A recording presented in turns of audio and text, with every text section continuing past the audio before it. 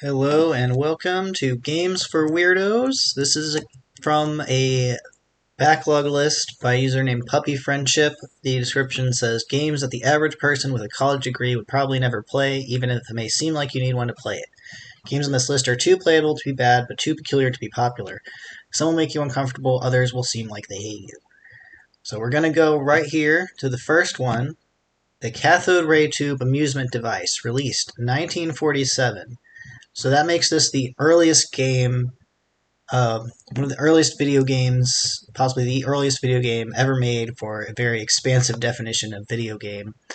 Uh, the cathode ray tube amusement device is the earliest known interactive electronic game to use a cathode ray tube CRT. So if you are familiar, if you're into retro games and old televisions, I'm sure you've heard of a CRT. It is a device that records and controls the quality of an electronic signal. The strength of the electronic signals produced by the amusement device is controlled by knobs which influences the trajectory of the CRT's light beam. The device is purely electromechanical and does not use any memory, device, computer, or programming. The player turns the control knob to position the CRT beam on the screen.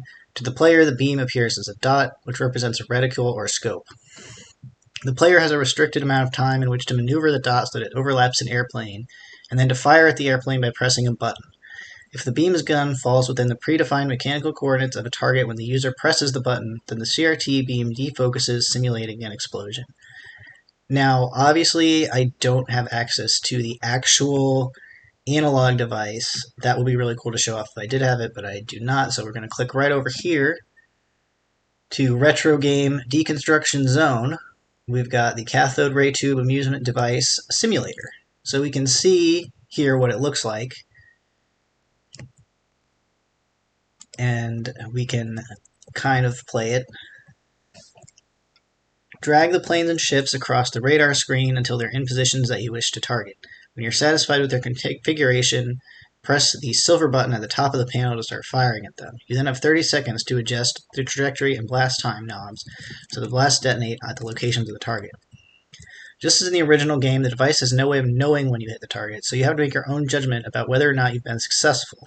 In order to hit your targets, you'll probably need to adjust the trajectory and blast time, which are controlled with the top 4 dials. See below for details on the controls.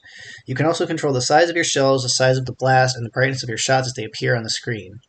Note that CRADS is designed to come as close as possible to the device described in the 1947 Goldsmith-Mann patent.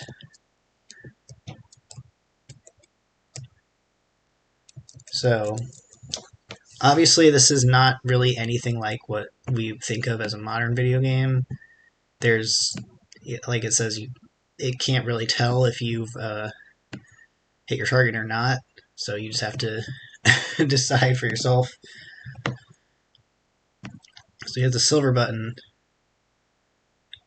and it goes, oh, so you adjust the trajectory to try to hit the targets. So there you go, went through the yellow plane, and there went right through the red plane. So there you go. We won. You can also change the brightness and things like that.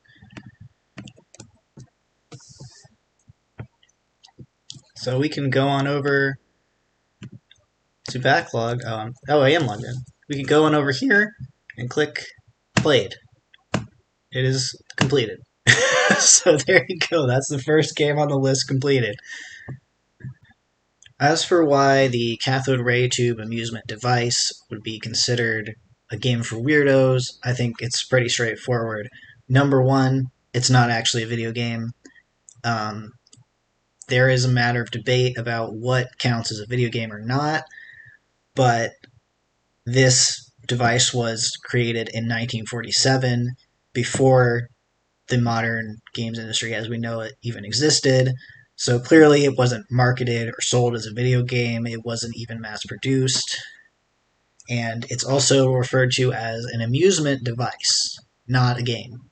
So it may be amusing, but it's not a game, let alone a video game. Number two, it kind of doesn't exist.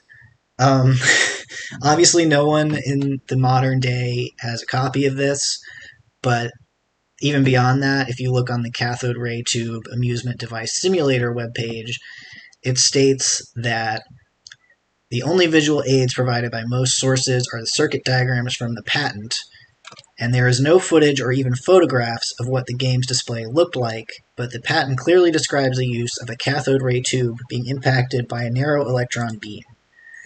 So it wasn't, there's no footage of it, no pictures of it, there's only a description of it in the patent. So it wasn't mass-produced, and it's not actually clear to me if it was produced at all, or if it's just an idea someone had and they filed the patent, but they never actually made it. So it's not a video game. Nobody alive today has actually played it. Therefore, it shouldn't be unbacklogged.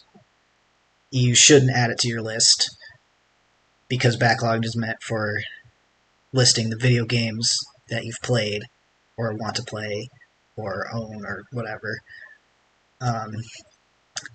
So you shouldn't add it to your list unless you're being a jokester, or alternatively, you do unironically think it counts as a video game, which would mean that you have kind of an unusual definition of what counts as a video game, and that would make you a weirdo, which isn't a bad thing.